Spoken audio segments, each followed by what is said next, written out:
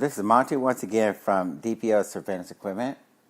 How you guys doing this morning? Back at it again as usual. Had to finish up my chores and feed my cat Lazy Bones something to eat so he won't bug me while I'm doing this podcast. Me and my wife are just gonna go out and about, spend some Bitcoin money, stuff our faces, and take it easy. Nothing really going on seriously at this point. Just relaxing, chilling out, basically. Let's see, tinkering around with Apple's Siri shortcuts. That's a lot of fun. Creating all these neat little shortcuts. Seems to be a powerful little tool to expedite things that you do on your phone. It automates tasks and such.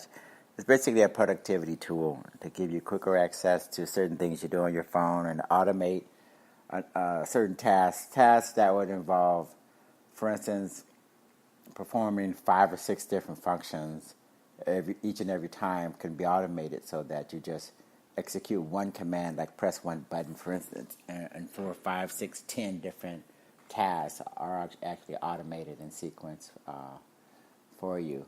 So it's a real time saver and basically a business and productivity tool for a lot of us. Other than that, what's going on? On the world economic scene, it looks like the stocks are taking a hit right now. Google and Facebook and those guys have been moved into a different category, telecommunications or something stupid like that, as if it's going to make a difference. Their business model is basically screwed up. As we're going to talk about Google. We already know about Facebook, but Google's in the hot seat right now for some particular reasons, which we'll discuss in the article on the podcast. But yeah, basically the economy. There's a few things going on. The stock market is taking a hit finally because I think investors are finally realizing that the technology sector, pretty much, if you're not making a real product, if you don't have something tangible that you're selling to consumers, then the only thing left is like the things that are hyped up really easily, like social media. Like the idea of, paying some stupid company like Facebook or Google or Twitter, whoever, a lot of money in advertising to try and reach a lot of broke people online.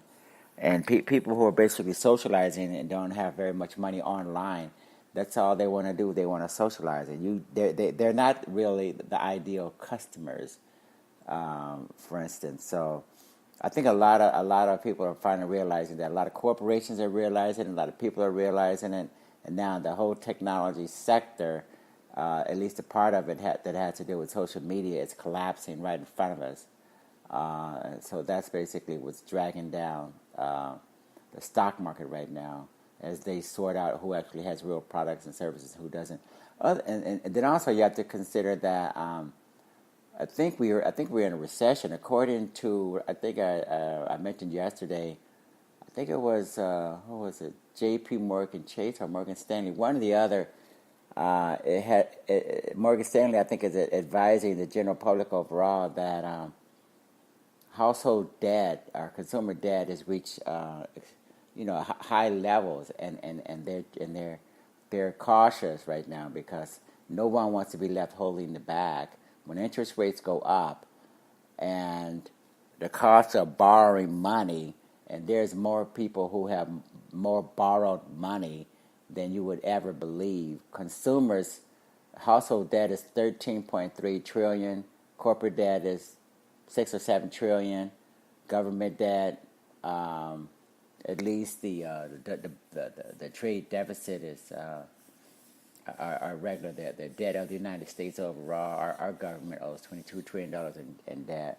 So, and worldwide debt, corporate bonds and government bonds or something like that is hundreds of trillions of dollars. So everybody's swimming in debt. And unfortunately, when you raise interest rates or when interest rates start going up because of lack of quantitative easing, when they stop doing quantitative easing, now the economy has to actually return to normalcy in terms of where it should be.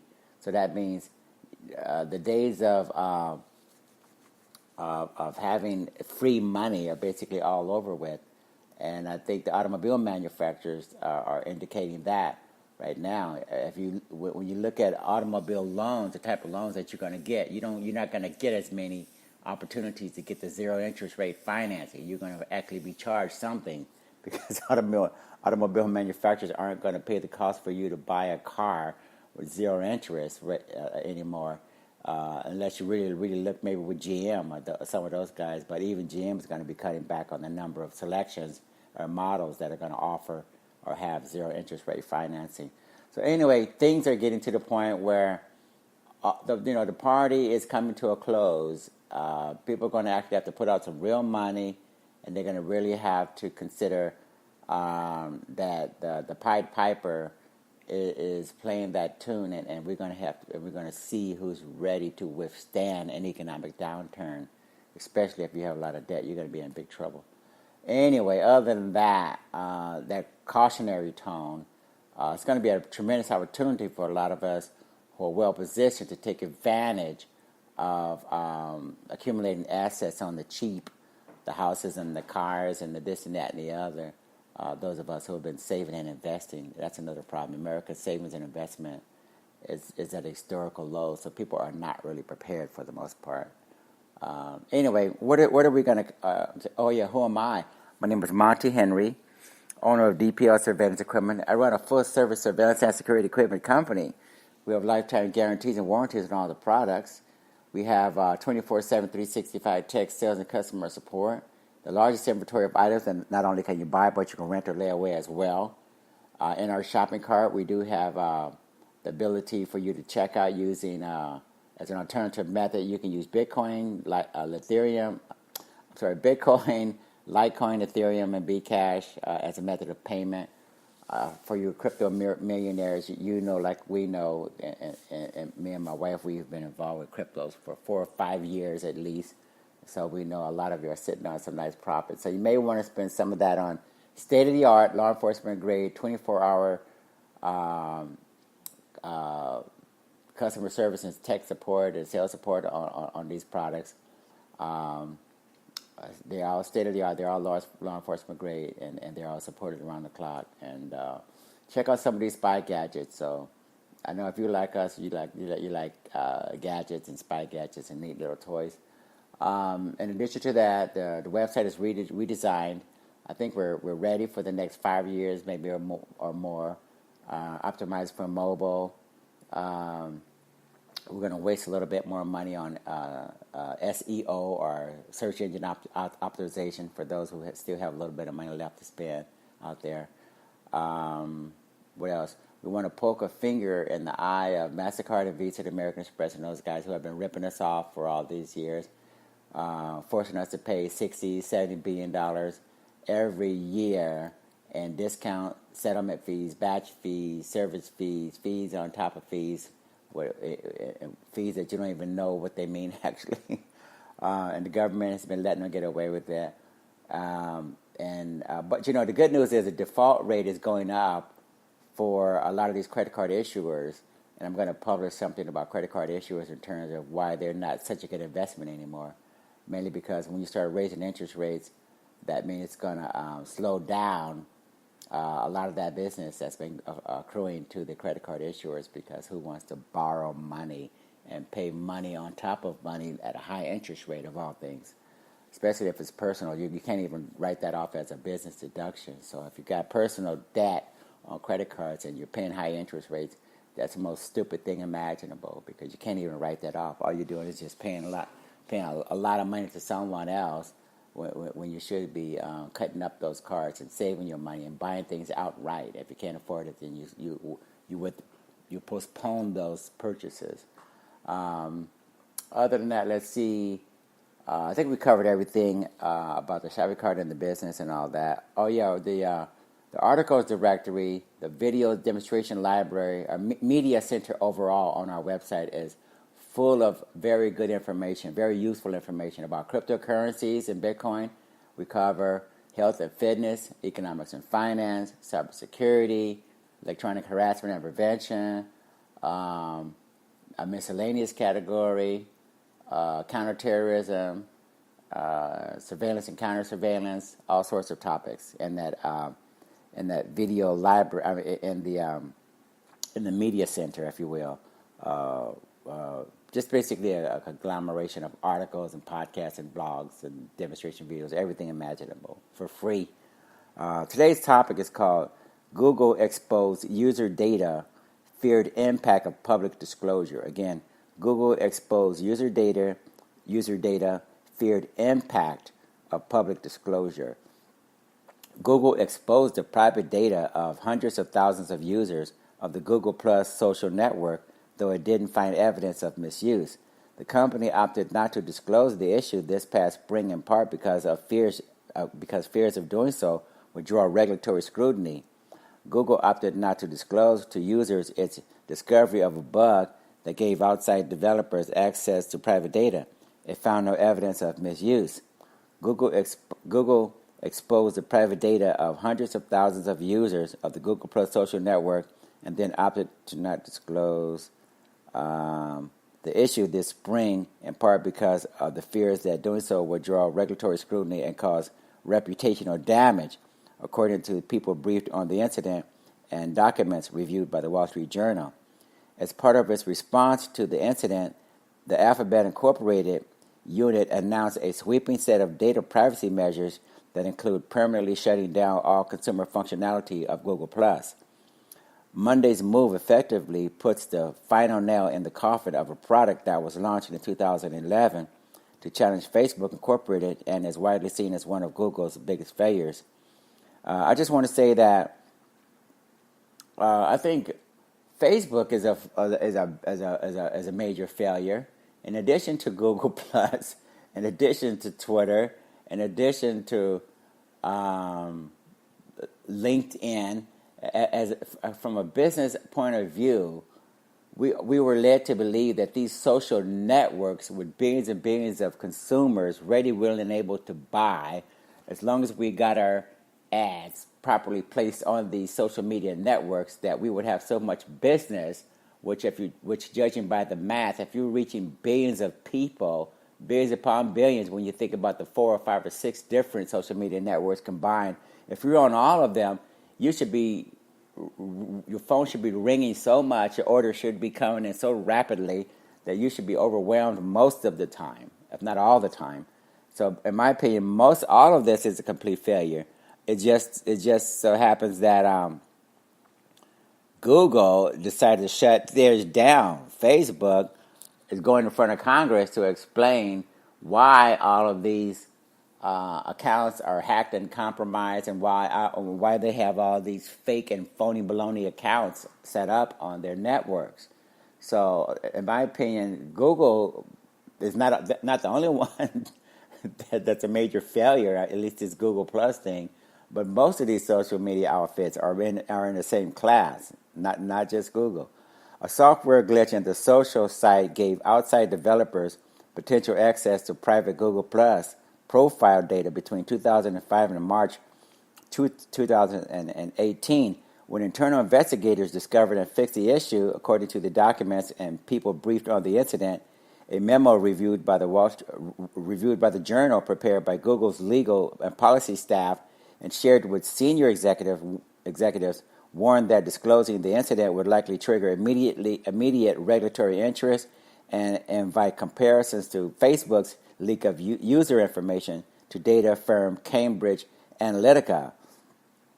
Moving right along, Chief Executive Sundar Pichai was briefed on the plan not to notify users after an internal committee had reached that decision.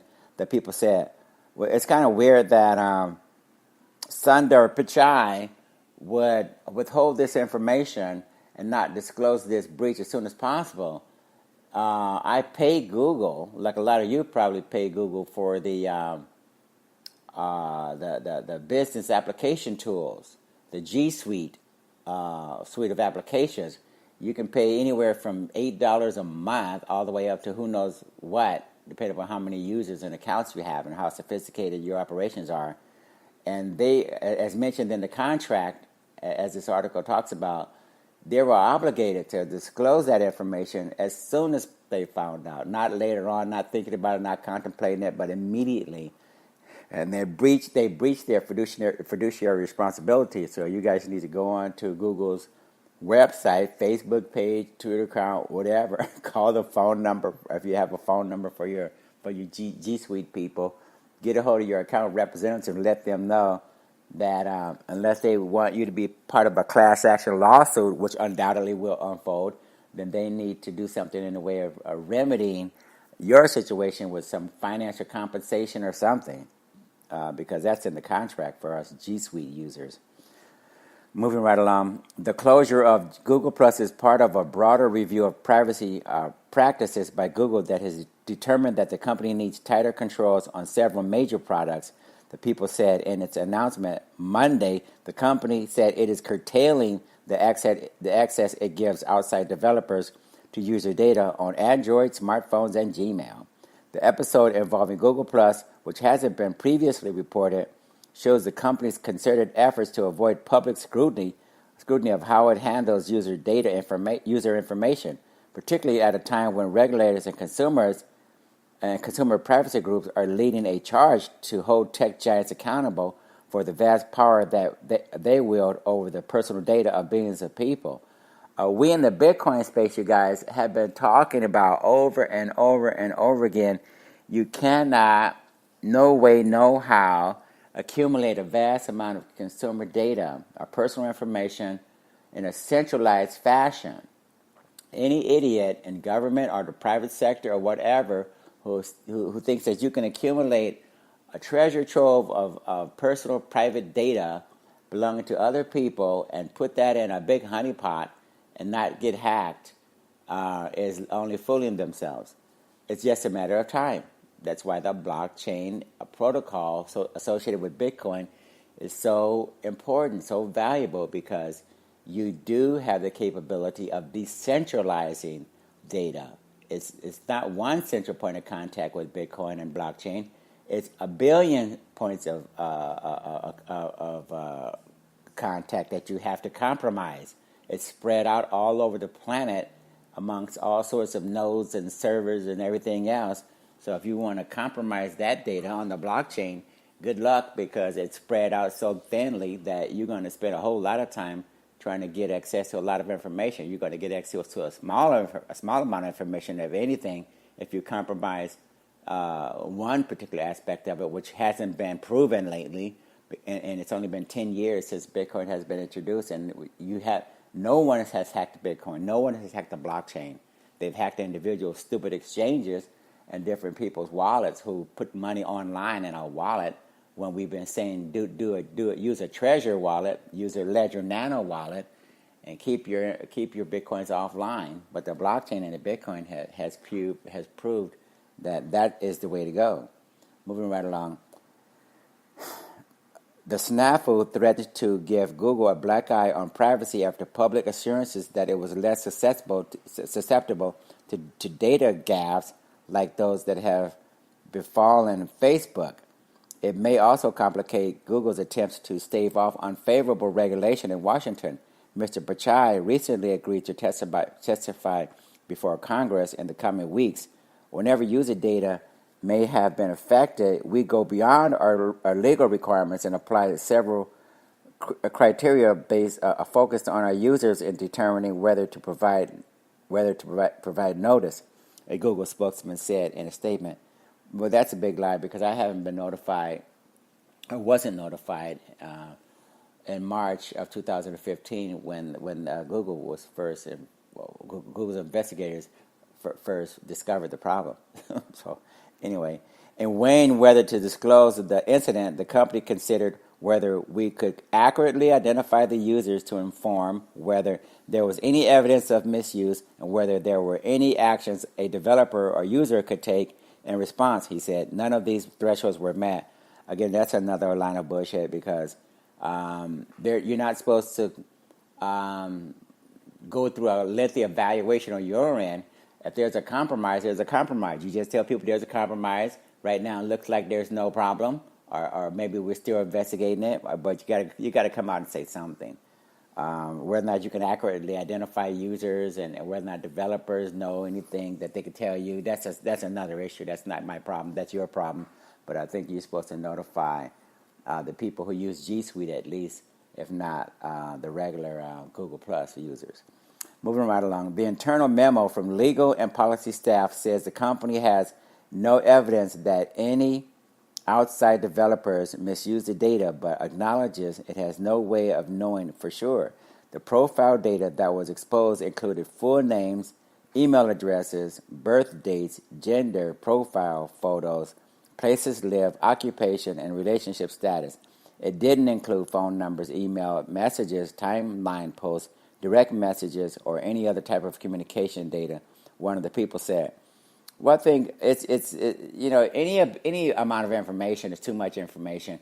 If I get, as a hacker, if I get a little bit of information from Google, a little bit of information from LinkedIn, a little bit of information from Yahoo, a little bit more from Amazon, pretty soon at some point I'm going to have everything I need. So unless you're absolutely retarded, no bit of information can be taken for granted when it's compromised. Moving right along, Google makes user data available to outside developers through more than 130 different public channels known as application programming interfaces or APIs. These tools usually require a user's permission to access any information, but they can be misused by unscrupulous actors posing as app developers to gain access to sensitive personal data. The APIs are something commonly used by a lot of these social media networks. If you have, the API keys, which all of us have our own API keys, you may or may not use them, but a lot of times the website developers and the different people who do marketing and SEO work and such for us as businesses at least, we have to turn over those API keys a lot of times in order to allow developers help us optimize our marketing, develop our websites using the tools that Facebook and Google and Twitter and all these guys have to offer. And that is very important. Just make sure that you trust the people you're turning your API keys over to. And if someone calls you on the phone or sends you an email, blah, blah, blah, says, I need your API key, give it to me, or else someone's going to hack your account or blah, blah, blah, blah, blah. Hang up the phone immediately after reporting that number and that person if you can. But yeah, safeguard your API keys. And the industry overall is going to have to learn that it needs to do more to make sure those API keys are definitely secured, and that maybe if they're compromised, they can be changed or something, just in case a developer uses your API keys even with your permission, and then you later on fire that developer or no longer use them. You probably want to make sure that you revoke the permission or something if you can, or change the API keys if that's possible. You may want to consult with your social media company or whoever developers or whoever you're working with on that regard. Moving right along, a privacy task force formed inside Google, codenamed Project Strobe, has in recent months conducted a company-wide audit of the company's APIs, according to the people briefed on the process. The group is made up of more than 100 engineers, product managers, and lawyers, the people said. In a blog post on Monday, Google said it plans to clamp down on the data it provides outside developers through APIs. The company will stop letting most outside developers gain access to SMS messaging data, call log data, some forms of contact data on Android phones, and Gmail will only permit a small number of developers to continue building add-ons for the email service, the company said. By the way, I'm going to change my email service away from Google so that on my phone and on my portable, my other devices, that laptops and such, I'm probably going to be using something other than Google. I'm just tired of the ideas that they're snooping and on the emails and that their developers are looking at what we're sending and receiving, even though you turn on your privacy and do all these things that's supposed to prevent people from snooping. As this article and the podcast points out, they have still been getting access to our information, and Google doesn't seem to be on top of this. Neither do the other guys, by the way. When you use free services like that that are based upon selling ads and all that, that's what happens. So ad-based models for email services are definitely a major issue. Moving right along, Google faced pressure to rein in developer access to Gmail earlier this year after a Wall Street Journal examination found that developers commonly use free email apps to hook users into giving them access to their inboxes without clearly stating what data they collect. In some cases, employees at these app companies have read people's actual emails to improve their software algorithms. So again, these email apps they need to make money somehow. And when you run a free service and you are the product, if you're not paying for the product, you are the product. So remember that going forward. The coming changes are evidence of a larger rethinking of data privacy at Google, which has in the past placed relatively few restrictions on how external apps access users' data, provided those users get permission. Restricting access to APIs will hurt some developers who have been helping Google build a universe of useful apps. Again, everybody's going to have to rethink their data privacy policies. Not only Google, but again, all of these guys. Hopefully, in the near future, blockchain will allow us users to take back control of our user data. We should be selling our user data ourselves if we want to sell them to Google or Facebook or Twitter or LinkedIn or anybody else. We shouldn't have to give them our data in exchange to use their useless services for the sake of posting cat pictures and the pictures of what we have for dinner and all of these other things that you see more commonly on the social media networks. Your user data is very, very valuable. There's estimates that people can make $400 or $500 a month if they were to monetize their own user data. So we need to take back control of our user data and dole it out on a pay-per-use basis to these companies if they want our data. If they don't want it, then screw them. If they do want it, then they got to pay for it. Moving right along, the Google Plus data problem discovered as part of the Strobe audit was a result of a flaw in an API Google created to help app developers access an array of profile and contact information about the people who sign up to use their apps, as well as the people they are connected to on Google+.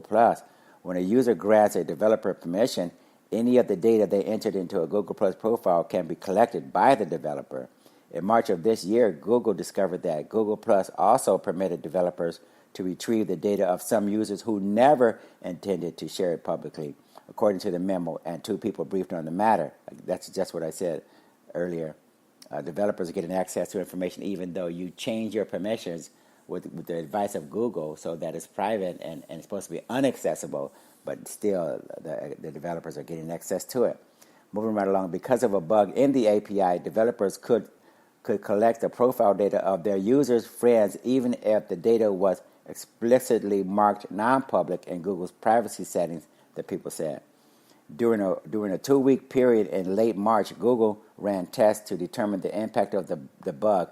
One of the people said it found 496,951 users who had shared private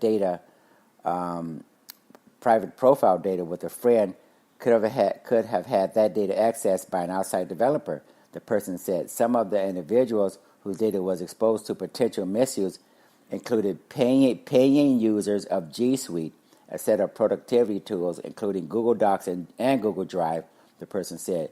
G Suite customers included businesses, schools, and governments. I pay for G Suite, you guys, and I am not happy because I wasn't notified, and I trusted Google to have a secure framework, but it doesn't seem like that's happening. So I'm going to be switching over a lot of my productivity-based tools away from Google immediately. Moving right along, because the company kept a limited set of activity logs, it was unable to determine which users were affected and what types of data may potentially have been improperly collected, the two people briefed on the matter said. The bug existed since 2015, and it is unclear whether a larger number of users may have been affected over that time.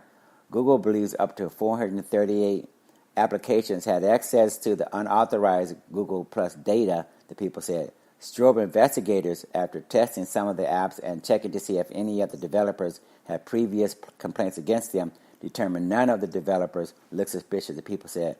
I think that's a smokescreen, because a lot of times, just because you hadn't discovered anything suspicious, it doesn't mean nothing suspicious happened. It doesn't mean anything. It doesn't mean that something didn't happen. It just means that you hadn't catched it, or either that you didn't want to disclose it. So, moving right along, the company's ability to determine what was done with the data was limited because the company doesn't have audit rights over its developers, the memo said. The company didn't call or visit with any of the developers, the people said. So again, because Google doesn't have audit rights over its developers, which should be in a contract, they should stipulate, look, at any given point in time, we want to be able to audit your activity associated with Google. It's that plain and simple. If developers sign something in a random fashion or whatever, any developer should be subject to being audited.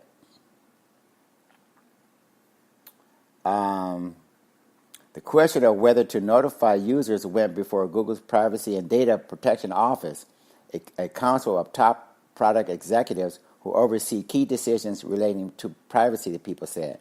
Internal lawyers advised that Google wasn't legally required to disclose the incident to the public, the people said, because the company didn't know what developers may have what data. The group also didn't believe notifying users would give any actionable benefit to the users, the people said. These companies, they put themselves in a position to determine what's important to us or me, right?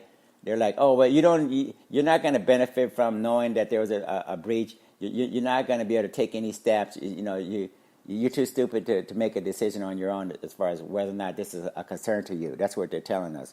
And this is bullshit. So anyway, moving right along. The people from legal and policy staff wasn't a factor in the decision, said a person familiar with the process, but reflected internal disagreements over how to handle the matter. The document shows Google officials knew that disclosure could have serious ramifications. Revealing the incident would likely result in us coming into the spotlight alongside or even instead of Facebook, despite having stayed under the radar throughout the Cambridge Analytica scandal, the memo said. It also almost guarantees Sundar would testify before Congress. A range of factors go into determining whether a company must notify users of a potential data breach. There is no federal breach notification law in the United States, so companies must navigate a patchwork of state laws with differing standards, said Al Sakali, a lawyer with Shook, Hardy, and Bacon LLP. He isn't affiliated with any parts of the parties. While many companies wouldn't notify users if a name and birth date were accessed, some firms would, Mr. Sakali said. Some firms notify users even when it is unclear that the data in question was accessed, he said. 50% of the cases I work on are judgment calls, he said.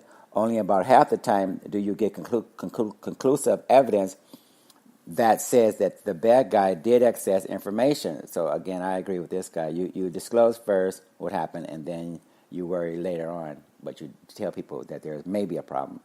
Europe's General Data Protection Regulation, which went into effect in May of this year, requires companies to notify regulators of breaches within 72 hours under the threat of a maximum fine of 2% of worldwide revenue.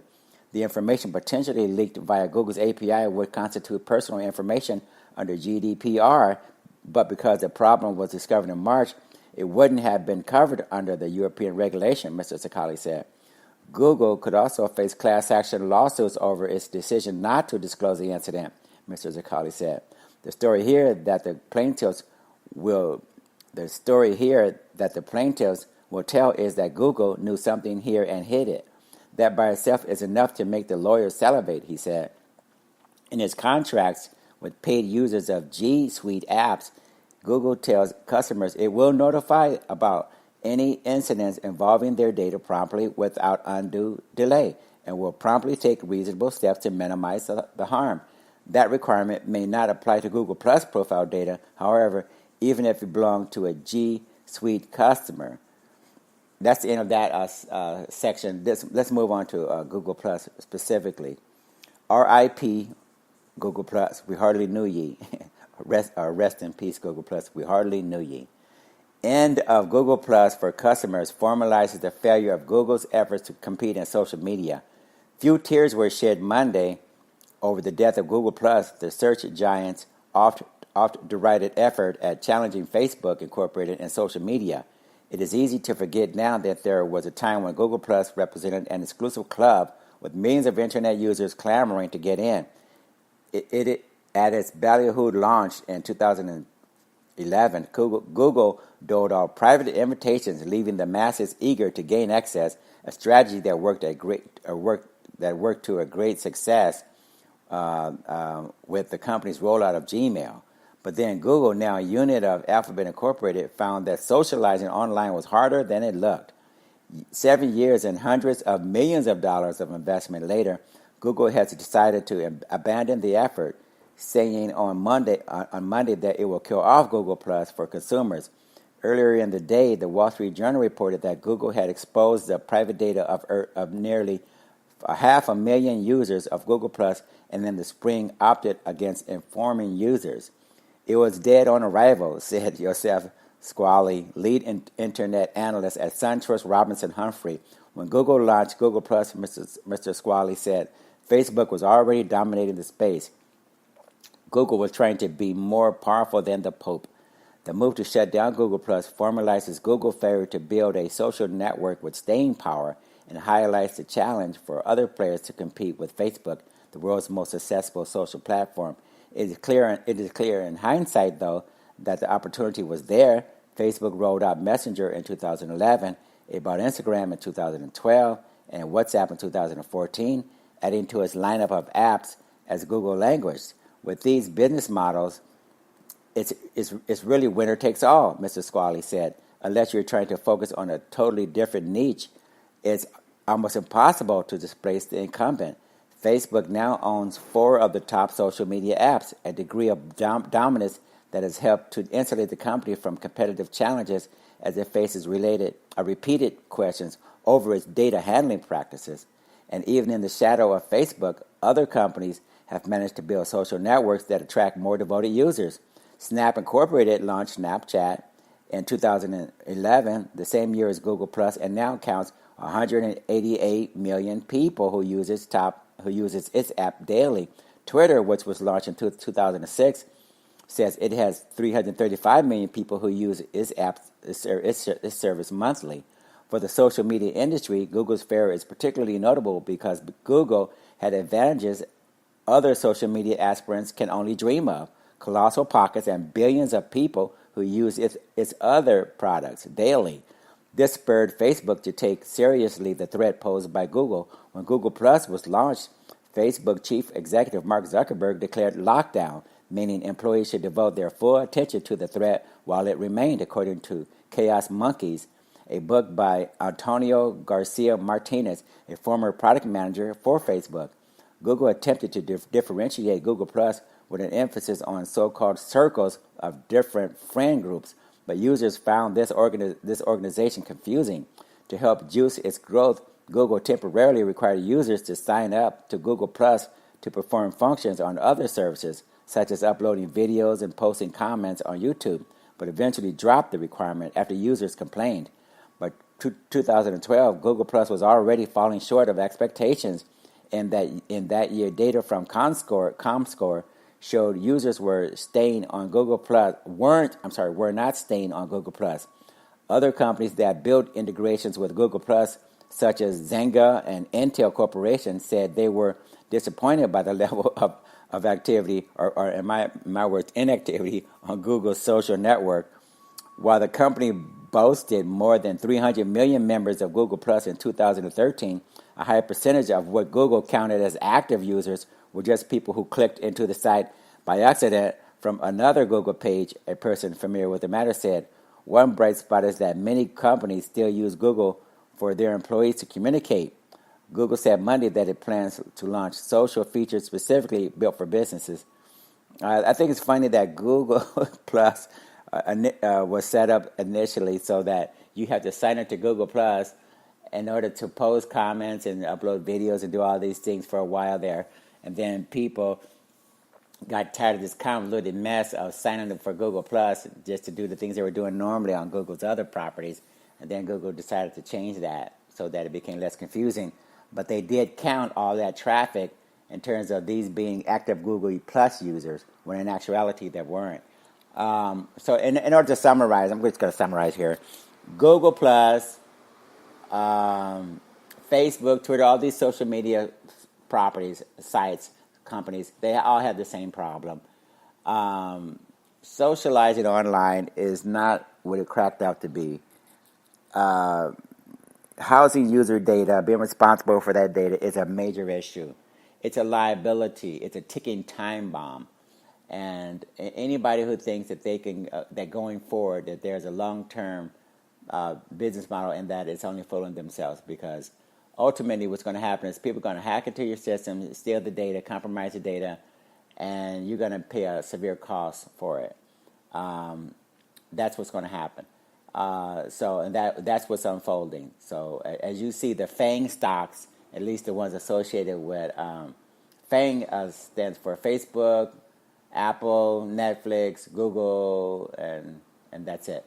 And most of those are social media, I think. So anyway, as that model collapses, the FANG stocks or index is going to be a moot issue. And I think the NASDAQ or the New York Stock Exchange, one of those entities, already reclassified certain indexes so that you have a communication sector or some crap, so that Google and Facebook is in that new telecommunications sector. And hopefully, supposedly the ETF industry was going to channel money into the new telecommunications sector and put less emphasis on the FANG or less emphasis on the social media sector or something like that. But anyway, all of that is just basically shuffling chairs on the Titanic, as this entire industry is probably something that you shouldn't put a whole lot of emphasis on if you manage your own money or have somebody else manage it for you. As I like to say at the conclusion of every podcast, you guys keep your eyes and ears open and be safe out there. Take care. See you later. Bye.